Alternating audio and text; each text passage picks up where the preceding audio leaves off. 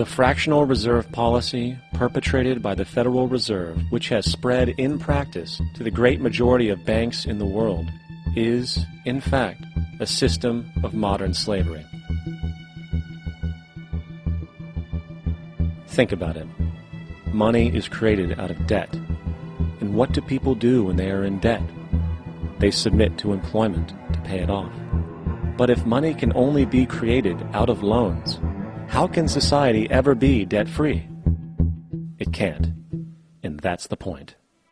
And it is the fear of losing assets coupled with the struggle to keep up with the perpetual debt and inflation inherent in the system, compounded by the inescapable scarcity within the money supply itself, created by the interest that can never be repaid, that keeps the wage slave in line, running on the hamster wheel with millions of others, in effect powering an empire that truly benefits only the elite at the top of the pyramid. For, at the end of the day, who are you really working for? The banks. Money is created in a bank and invariably ends up in a bank. They are the true masters, along with the corporations and governments they support. Physical slavery requires people to be housed and fed. Economic slavery requires people to feed and house themselves.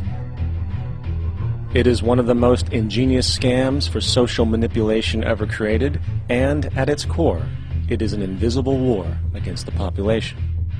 Debt is the weapon used to conquer and enslave societies, and interest is its prime ammunition.